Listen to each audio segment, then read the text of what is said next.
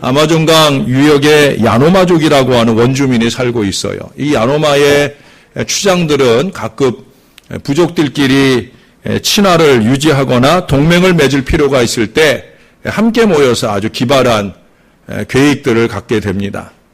그 계획이라는 게 뭐냐? 한쪽 부족은 그 부족 안에 있는 모든 개를 다 죽여버려요. 그리고 또 다른 부족은 그 부족 안에 있는 모든 닭을 다 죽여버려요. 그러면 이 개가 없는 부족을 향해서 개가 많은 부족이 개를 선물해 주는 거예요. 또 닭이 없는 부족에 이 개는 없지만 닭이 많은 이 부족이 닭을 선물해 주는 거예요. 그래서 서로의 선물들을 주고받으면서 그렇게 친화를 강화하는 그런 정책을 쓴다고 합니다. 이처럼 선물은 부족 사이를 연결할 뿐 아니라 우리 가족과 가족 사이, 또 사람과 사람 사이, 심지어 하나님과 우리 사이를 오고 감으로써 친화력을 북돋아주는 좋은 촉매제가 됩니다. 저는 헌금 얘기하는 걸 주저하지 않아요. 왜냐하면 헌금은 우리 믿음의 인생들이 하나님께 드리는 두 가지 선물 중 가운데 하나거든요. 첫 번째 선물은 우리가 헌신을 드리잖아요. 오늘도 우리 찬양대가 아름다운 헌신으로 하나님께 선물을 드리고, 두 번째는 바로 우리가 헌금으로 하나님께 선물 삼아 드려요. 선물은 받는 사람이 받을 때 기분 좋아지도록 드리는 게 선물이다 하는 그 정신을 살려야 되기 때문에 저는 그런 점에서 헌금 얘기하는 걸 주저하지 않아요. 애들에게 주는 용돈만도 못한 그런 헌금 생활, 가급적이면 지양해야 된다는 얘기를 제가 주저없이 하는 이유가 뭐냐? 헌금은 하나님께 드리는 선물이기 때문에 그래요. 여러분, 우리가 어렸을 때 기억나는 그 선물이 있죠. 그게 뭐냐면 종합선물이라는 선물이에요. 기억나셔요? 받아보셨어요?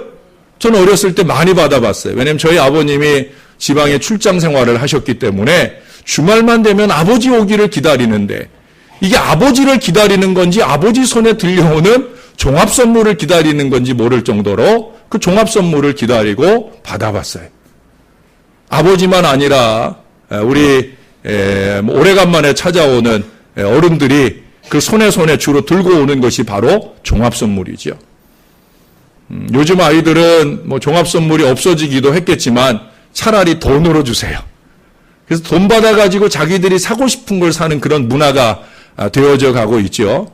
그래서 우리는 그 종합선물, 그거 받는 것이 최상의 기쁨이었던 때가 있어요. 저희는 자라면서 아들만 삼형제였잖아요. 그래 우리는 종합선물이 들어오면 우리 집안에 원칙이 있어요. 이게 뭐냐? 장남부터 하나씩 골라갖는 거예요. 자기가 갖고 싶은 거. 먼저 우리 형이 하나 고르고, 그 다음에 제가 고르고, 우리 동생이 고르고. 저희는 그 원리를 한 번도 무너뜨려 본 적이 없어요. 우리 형이 양보해 본 적도 없고, 우리 아우가 원망을 해본 적도 없어요. 그래서 순차적으로 가져요. 근데 문제는 어디에 있느냐? 이 선물의 개수가 3, 6, 9, 12에서 멈춰주면 좋겠는데 13이 되거나 14가 되거나 이런 상황이 될 때 그때 이제 눈이 번뜩번뜩하지요. 그래도 다행스럽게 그 나머지 1개나 2개 가지고 뭐 가위바위보를 한다든지 뭐 그렇게 해서 분배하는 즐거움을 나눴던 그런 어린 기억이 있습니다. 사랑하는 여러분, 오늘 말씀해 보니까 우리의 신앙에 좋은 도전을 주는 고넬료라고 하는 아름다운 신앙의 인생에게 하나님께서 종합선물을 주시는 걸 보게 됩니다. 오늘은 그가 받은 종합선물의 내용들을 함께 살펴보면서 우리도 이 선물로 풍성한 신앙 인생이 되기를 소원하는 마음을 우리 아이들과 함께 품어보려고 합니다. 첫 번째 선물은 뭐냐? 3절, 4절이나 7절에 언급되고 있는 바로 천사예요. 천사를 선물로 보내주신다는 거예요. 흔히들 천사의 존재 여부를 묻지요. 대답은 언제나 성경에 있어요. 성경은 천사의 존재를 인정합니다. 성경 여기저기 구약에서만 아니라 신약에서도 천사는 나타나고 있어요. 천사는 쉽게 얘기하면 하나님과 우리 인간 사이의 중간적 존재입니다. 이 중간적 존재라고 하는 것은 두 가지 의미에서 그래요. 첫째는 신분상으로도 천사도 피조물이지만 그럼에도 불구하고 인간보다는 조금 나은 인간은 천사보다 조금 못한 존재라고 시편 8편에도 말씀하고 있는 것처럼 그렇게 천사는 인간보다는 위에 있고 하나님보다는 아래에 있는 바로 그 중간적 신분으로서의 그런 중간적 존재예요. 또 두 번째 중간적 존재라는 건 뭐냐? 옛날 구약시대 때부터 사람이 하나님을 대면하여 만나면 어떻게 된다고 그래요? 죽는다고 그러잖아요. 그 죽음을 방지하기 위해서 하나님과 인간 사이의 중간적 존재로 하나님의 대리자 역할을 해주시던 분이 바로 천사라는 거예요. 그래서 이 천사는 때때로 그런 점에서 사람이 만난 존재가 천사인지 하나님인지 구분이 안 가는 그런 상황들도 있기도 합니다. 그러나 그럼에도 불구하고 사람은 하나님을 대면에 만날 수 없기에 중간적 존재인 천사가 그 역할을 대신해 주는 거예요. 성경에 등장하는 천사는 구체적으로 이름이 잘 언급되어 있지 않지만 일반적으로 세 존재가 알려져 있습니다. 첫째는 미가엘. 구약에 나오는 천사는 거의 다 미가엘인 경우가 많아요. 미가엘은 전쟁의 천사입니다. 이스라엘의 수호신이고 이스라엘을 위해 싸워주는 대장군 천사예요. 이스라엘의 모든 전쟁 가운데 개입하고 이스라엘에게 승리를 안겨준 천사가 바로 미가엘이에요. 가브리엘이라는 천사가 있어요. 가브리엘은 전달자, 소식을 전하는. 구약에서도 천사는 사자의 의미를 갖고 신약에서는 소식의 의미를 갖는데 바로 그 소식을 안고 오는 그 사자가 누구냐? 가브리엘 천사인 경우가 많아요. 오늘 본문에 나오는 천사도 이름을 말하고 있지는 않지만 바로 가브리엘일 가능성이 많다고 봅니다. 또 하나 굳이 꼽자고 하면 바로 라파엘이라고 하는 천사예요. 라파엘이라고 하는 천사는 우리의 기도를 가지고 하나님께 올라가셨다가 하나님께 응답을 가지고 내려오는 이 중요한 중보적 역할을 하는 천사가 바로 라파엘입니다. 그 이름이 어찌 되었든지 간에 그 역할이 어찌 되었든지 간에 이 천사들이 주로 하는 일은 뭐냐? 우리를 돕는 거예요. 여러분 예수님도 당신의 설교 속에서 마태복음 18장 10절이나 마가복음 8장 38절, 누가복음 15장 10절 등에서 예수님이 친히 가르침 속에서도 천사를 말해요. 뿐만 아니라 예수님의 탄생을 예고하는 또 예수님이 광야에 시험을 받을 때도 동역해 주시고 그보다 더 중요한 게 있어요. 겟세마네 동산에 그 힘겨운 기도를 할 때 누가복음 22장 43절에 보면 예수를 지원하고 돕는 역할을 누가 했느냐? 천사가 했다고 그렇게 분명하게 증언해 주고 있어요. 이처럼 천사는 오늘 우리들의 눈에는 직접 보이지 않아요. 또 오늘날에는 그렇게 많이 경험되어지는 존재도 아닙니다만은 그래도 어떤 사람의 꿈속에서나 또 사람을 가장하고 우리 가운데 돕는 자로 다가오시는 그런 천사로서 오늘도 우리 가운데 우리를 수호하고 역사해 주시는 하나님의 큰 선물이 되는 줄로 믿습니다. 첫 번째 선물 천사 얘기를 했어요. 자, 이번엔 두 번째 선물입니다. 여러분이 한번 34절을 한번 읽어봐 주실래요? 시작.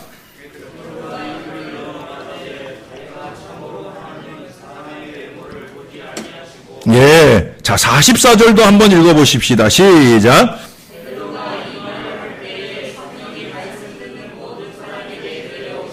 아멘. 예. 우리 세영이가 여기 앉아서 좋네.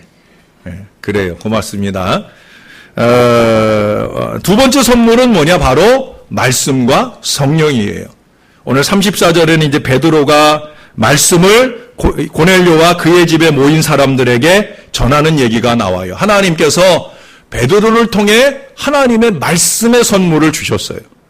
여러분 신앙생활에서 말씀만큼 좋은 선물이 없는 줄로 믿습니다. 이건 꼭 믿으셔야 돼요.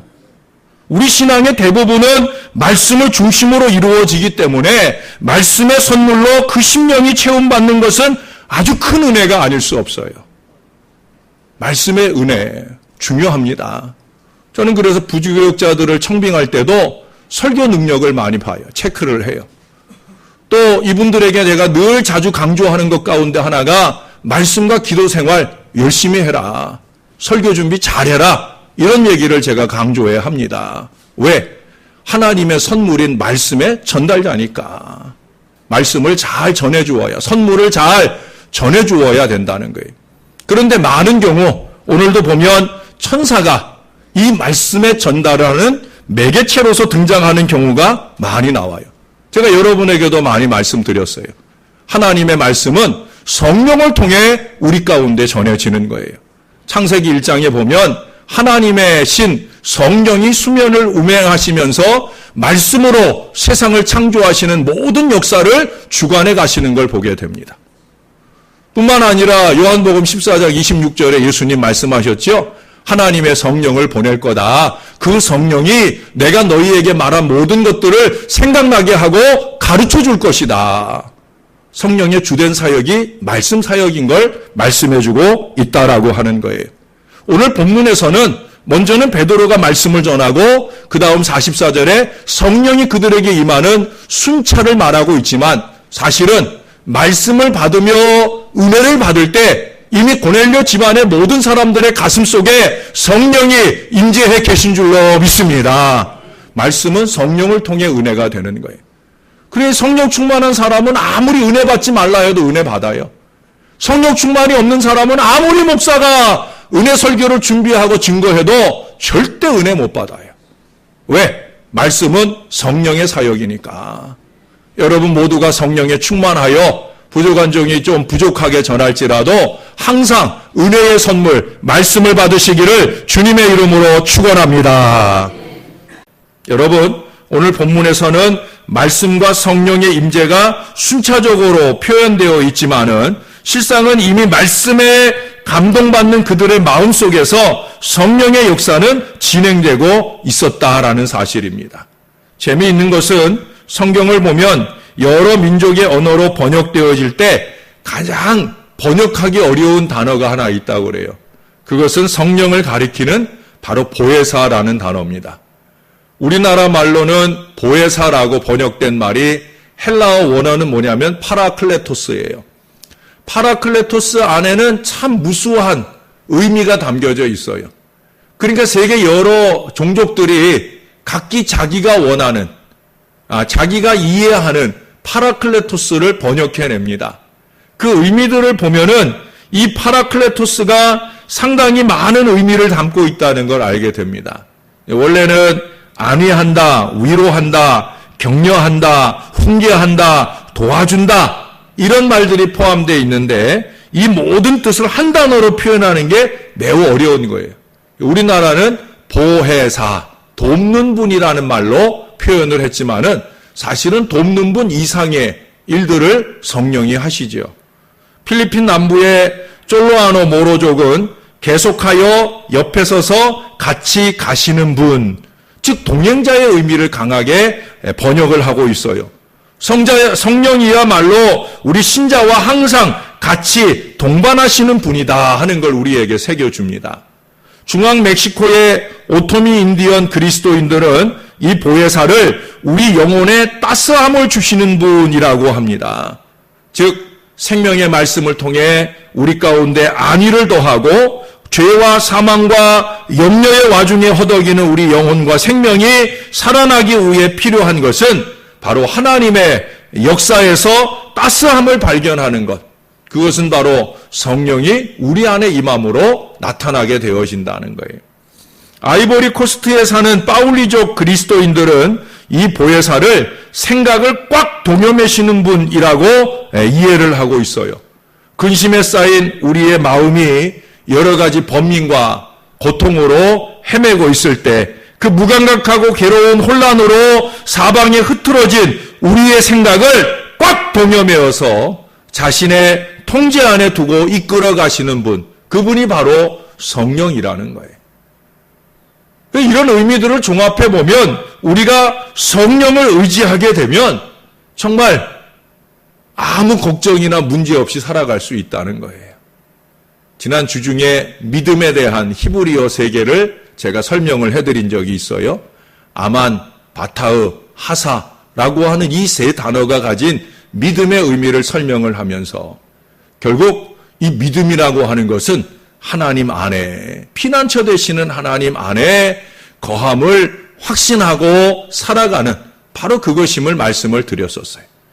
성령의 은혜가 우리 안에 임할 때 그렇게 꽉 우리의 마음을 동염해 주시고 우리가 누려야 할 화평의 기쁨을 경험할 수 있도록 인도해 주신다는 거예요.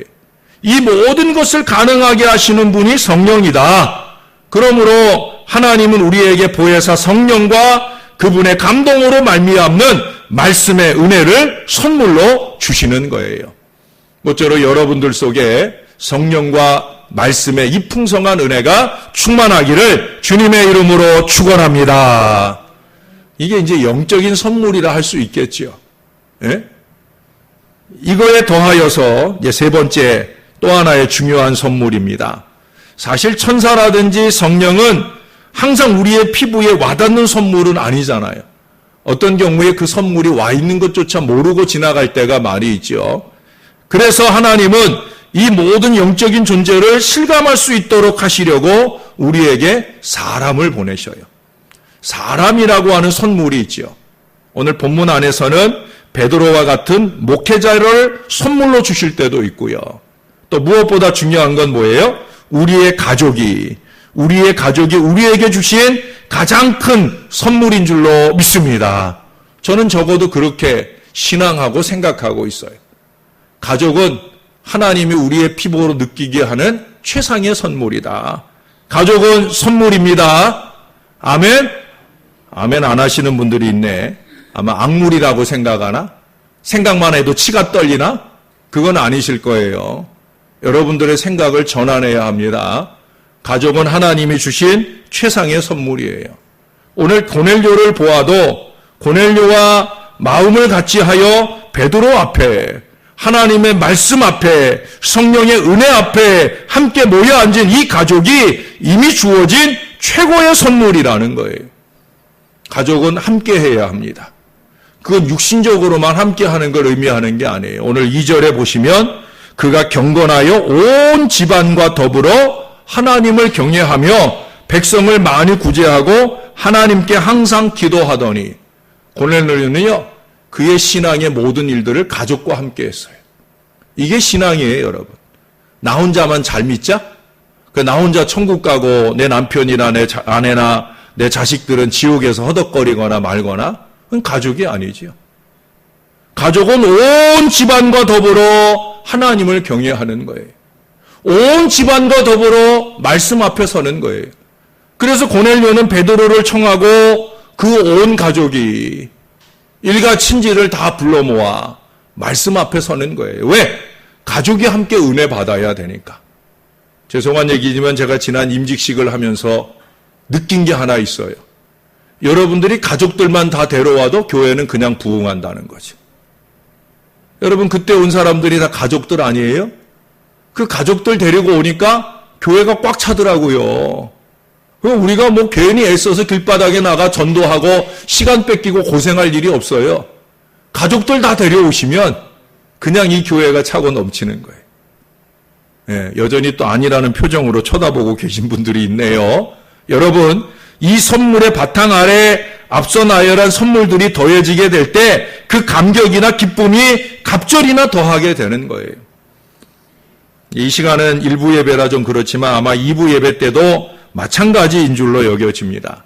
여러분 이 세상에서 가장 엄숙한 말이 3개 있어요. 하나는 mother, 어머니라는 말이고요. 또 하나는 home, 가정이라는 말이고요. 세 번째는 heaven, 하늘 또는 하늘나라라는 말이에요. 하나님이 인간에게 주신 가장 좋은 선물들이기 때문에 거룩한 거예요. 엄숙한 거예요. 생각만 해도 가슴이 뭉클한 거예요. 세상에서 제일 좋은 것은 부모와 가정입니다. 그리고 그 다음이 하늘나라예요. 부모의 책임은 우리 아이들이 세상에서 가장 좋은 존재가 부모라고 느낄 수 있게 해주어야 된다는 거예요.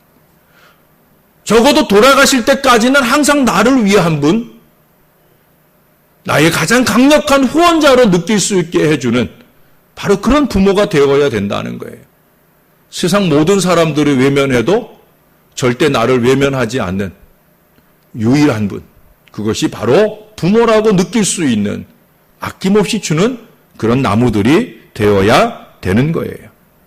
그 안에서 우리 아이들은 참 나의 가족은 나에게 주신 하나님의 큰 선물이라 느끼며 살아가게 될 것이에요. 이 땅에서 그런 마음으로 살아갈 때에야 그 다음에 찾아오는 하늘나라가 엄숙하고 값지고 좋은 것이 되어지는 거죠. 사랑하는 여러분, 하나님께서는 이 땅에 회사를 설립하신 적이 없어요. 학교를 세우신 적도 없고요. 국가를 만드신 적도 없어요. 그러나 하나님은 친히 만드신 공동체가 두 개 있는데 바로 교회와 가정, 이 두 개밖에 없어요. 구약에서는 가정을 만드셨고 그 이후에 신약에서 교회를 만드셨어요. 하나님이 만드신 두 큰 제도입니다. 참 중요하다는 거죠. 우리가 어떻게 신앙생활을 하느냐 하는 것은 구원의 문제이고 우리가 어떻게 가정생활을 하느냐 하는 것은 행복의 문제라는 거예요. 하나님께서는 구원과 행복의 비밀을 이 교회와 가정 안에 숨겨두고 있어요. 이 교회와 가정은 그냥 만들어질 수 있는 게 아니에요. 여러분, 예수님의 옆구리가 터져 물과 피를 다 철철 쏟아내신 뒤에야 교회가 세워졌던 것을 우리는 잊지 말아야 할 거예요. 아담의 옆구리가 터져 그 안에서 갈비뼈를 뽑아내시고 만들어낸 존재가 가정인 것을 여러분 잊지 말아야 할 거예요. 이게 무슨 얘기예요? 교회와 가정은 그만큼 소중하고 거기에 행복을 가꾸는 일은 그만큼 수고와 희생을 요한다는 거예요. 수고와 희생 없이 교회가 교회되지 않아요. 수고와 희생 없이 가정의 행복이 지켜지지 않는다는 거예요. 교회 생활과 가정을 소홀히 하고 풍성한 삶을 누릴 수 있는 길은 어떤 데도 없습니다. 우리는 가정과 교회를 향한 최선의 마음을 쏟아낼 때에야 그 안에서 우리의 구원도 보장이 되고 영원한 행복의 역사가 우리 가운데 나타나는 거예요. 노벨상, 그 평화상을 받았던 솔제니치는 그런 얘기를 했어요. 공산주의 국가들이 붕괴된 원인은 분명하고 단순하다. 그들이 가정과 교회의 중요성을 과소평가했기 때문이다. 참 중요한 얘기예요. 왜 공산주의가 무너졌느냐? 교회와 가정을 무시했기 때문이라는 거예요. 여러분, 이 땅의 종교들 가운데 가정의 중요성을 모르는 종교들이 허다해요. 가정을 버리고 수도하기 위해 입산하고 들어가요. 여러분, 가정을 버리고 무슨 도가 닦아진다고. 그래서 무엇을 얻겠다는 것인지.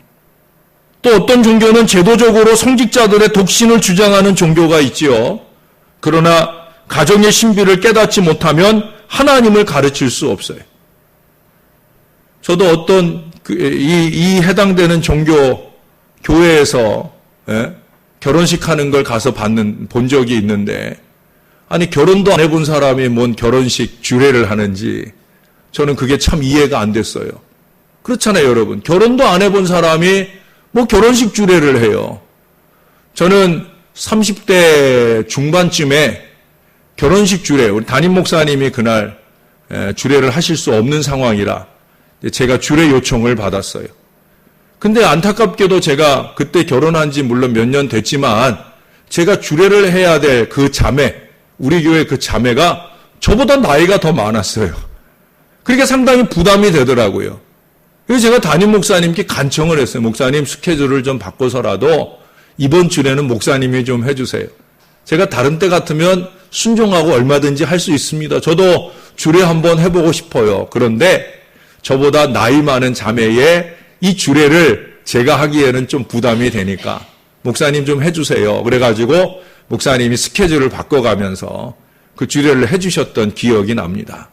주례를 할 만한 사람이 해야 되는 거죠. 결혼도 안 해본 사람이 뭔 가정을 안다고. 무엇보다 여러분, 우리 에베소서 5장에서는 교회의 신비, 가정의 신비를 겸하여 말하잖아요. 그게 뭐예요? 교회는 그리스도의 신부잖아요. 교회의 머리 대신 예수 그리스도께 하듯 그렇게 아내들은 남편에게 하라고 가정의 신비와 교회의 신비를 신랑과 신부의 관계 속에서 말하고 있어요. 그런데 독신주의자들이 그걸 어떻게 한다고. 사랑하는 여러분, 우리 복음적인 기독교는 가정을 대단히 중요하게 여기고 있어요. 하나님께서 주신 이 인간 행복의 비밀을 가정 안에 숨겨두고 있다라고 하는 거예요. 그런데 오늘 그 가정들이 무너지고 있어요. 여러분, 지난 주간에 인터넷상에 가장 감동을 주었던 5월 가정의 달에 어울리는 기사 한 줄이 있었죠. 여러분 뭐 보셨나 모르겠지만 그 기사의 내용은 이제 초등학교를 졸업하고 중학교에 올라가게 된 아이가 초등학교 때 적어놓은 시였어요. 동시. 이 아이가 지은 동시. 제가 지금 내용을 다 전달할 수는 없지만 그 동시는 이제는 더 이상 받아보지 못하는 상이지만 참 간절히 받고 싶은 상, 그 상에 대한 얘기예요.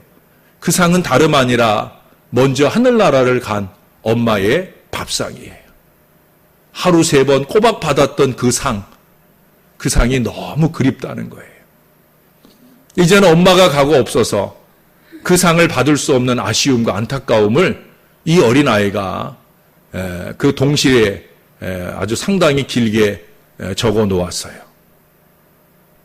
그러면서 그 아이는 말미에 이제는 내가 엄마에게 상을 드릴게요 라면서 내용을 마무리해 가면서 그래도 지금도 여전히 그리운 엄마의 밥상에 대한 안타까운 글을 적어 놓은 게 전남도 교육청에서 최우수상을 받은 동시로 그렇게 기록되어 있는 기사가 여러분들도 한번 찾아보세요. 5월에 읽어보기 좋은 감동적인 동시입니다. 아직도 그런 아이들이 있는 것이 다행이면서도 안타깝죠. 왜? 오늘 이 시대는 가정이 무너지고 흔들리고 있잖아요. 10대 청소년들의 47%가 컴퓨터 문제로 부모와 갈등을 빚고 있답니다. 47%만 되겠습니까? 아마 그 이상일 거예요. 10명 중 3명꼴로 부모와 대화가 줄고 친밀감이 감소한다는 얘기를 해요. 많은 대학생들은 가정보다 나의 행복이 우선이라고 생각을 해요. 20년 전, 30년 전만 해도 이한열 열사라든지 조국을 위해서 목숨을 바치는 젊은이들이 있었지만 지금은 우리 젊은이들에게 국가의 안전이라고 하는 것이 옛날에는 2위였는데 지금은 17위로 뒤떨어져 있어요. 자신의 즐거움은 옛날엔 16위였는데 지금은 5위로 뛰어 올라와 있어요. 그만큼 이기적인 그런 아이들로 자라고 있다는 거예요. 가정의 위기가 바로 여기에 있습니다. 어떤 어리석은 사람들은 결혼만 하면 행복이 저절로 찾아오는 줄 알아요. 여러분 꼭 기억하셔요. 행복은 기성품이 아니에요. 누군가 행복이란 옷을 만들어 놓고 결혼만 하면 그저 저절로 입혀주는 그런 것이 아니라는 거예요. 행복은 요술이나 마술이 아니에요. 행복은 예술입니다. 여러분 예술가들이 하나의 예술 작품을 만들어내기 위해서 얼마나 각고의 노력을 하는지 몰라요. 우리가 기성품은 그저 맘먹고 돈만 쥐고 백화점이나 뭐 어디 가든지 아울렛 가가지고 그저 돈 주고 금방 사입고 올 수 있지만 맞춤복은 그렇지 않아요. 열흘, 2주 그 이상의 시간 동안 테일러가 열심히 그 치수에 맞춰서 옷을 만들어내는 공정, 예술기간이 필요하다는 거예요. 고난의 투자가 필요하다는 거예요. 가정의 행복도 마찬가지예요. 땀 흘리고 가까워야 되는 거예요. 때로 피 흘리는 희생이 따라야 되는 거예요. 그때의 행복한 가정을 만들어갈 수 있게 되는 거예요. 여러분 한 울타리에서 몸을 마주치고 산다는 거 그 자체가 기쁨도 되지만은 때로 상처를 주고받게끔 되어 있는 구조입니다. 남편의 말 한마디가 상처가 되기도 하잖아요.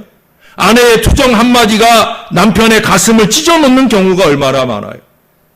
부모의 감정 섞인 징계가 아이에게 상처가 되기도 합니다.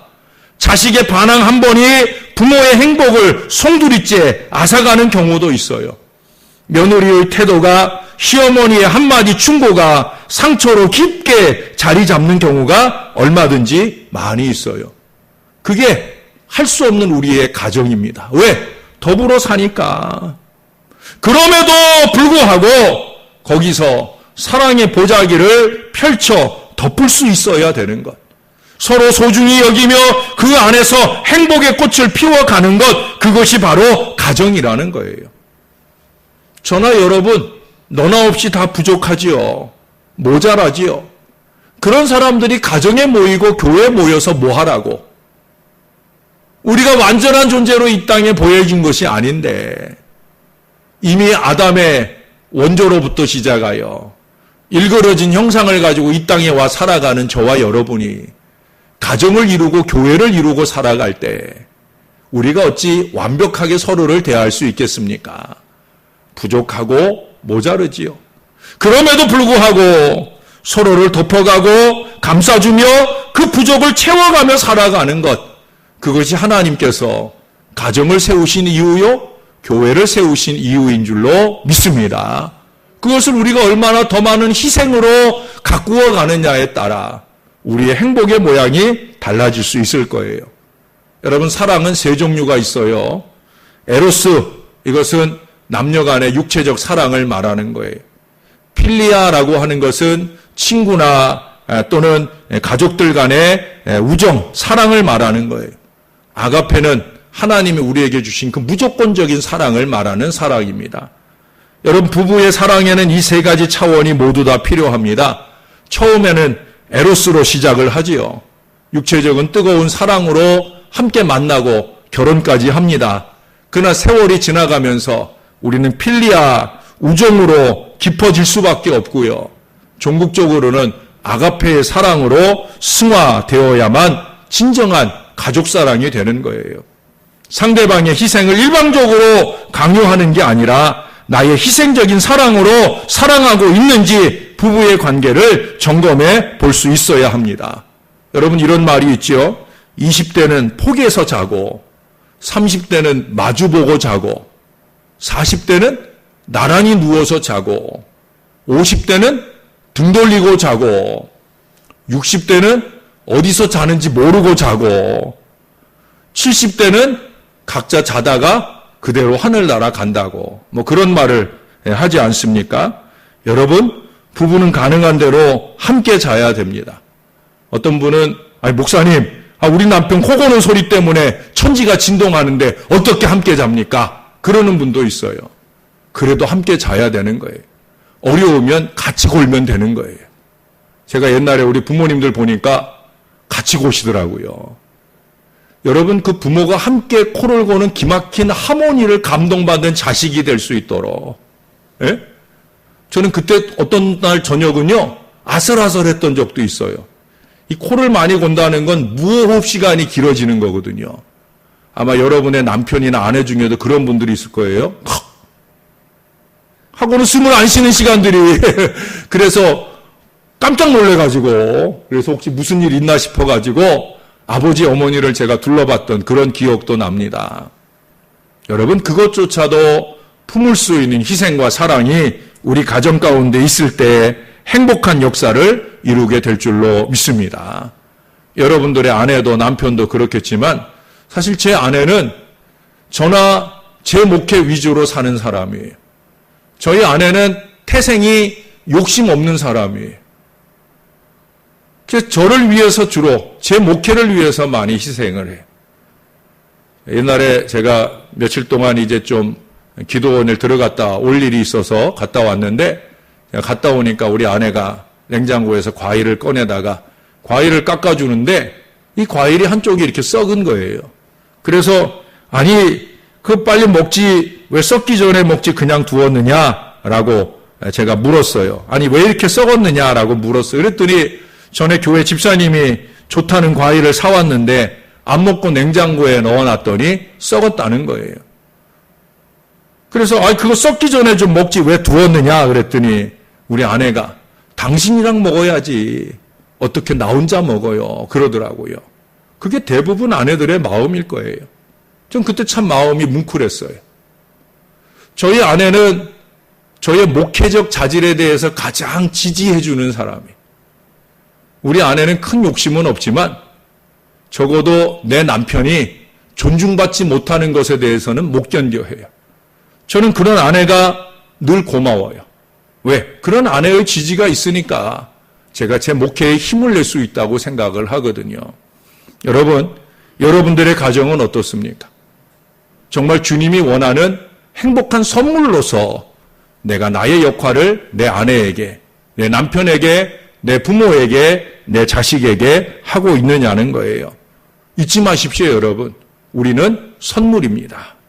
우리 가정의 남편에게, 아내에게, 부모에게, 자식에게 하나님께서 베풀어 주신 선물입니다.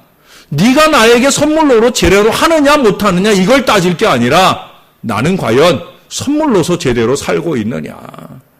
성령이나 천사처럼 선물의 사명을 잘 감당하는 저와 여러분이 되어지므로 우리의 가정이 또 한 번의 행복으로 더 풍성해지는 은혜의 가정들을 다 이루시게 되기를 우리 구주 예수님의 이름으로 간절히 축원합니다. 기도하겠습니다. 하나님, 우리에게 귀한 종합선물을 주셔서 감사합니다. 오늘 이 시간에도 천사로, 말씀으로, 성령으로 우리에게 선물 주시고 무엇보다 우리에게 가정이라고 하는 귀한 선물 주셔서 그 안에 거하며 살게 해주시니 감사합니다. 불만이 없을 수 없을 것입니다. 만족을 모르고 살아가는 우리 인생들이기에 언제나 나는 하지 못하면서 다른 사람이 하지 못하는 것을 원망스럽게 생각할 때가 많은 게 우리들입니다. 그런 우리의 마음을 성령으로 녹여주셔서 내가 먼저 희생하고 수고하며 종합선물로서의 가정에 행복한 역사를 이루는데 밑거름으로 쓰임받기를 원하는 귀한 마음을 더하여 주옵소서. 부족한 종이 사랑하는 이 주의 모든 백성들의 가정이 말씀 안에서 행복하게 하여 주시옵소서. 예수님의 이름으로 기도하옵나이다. 아멘.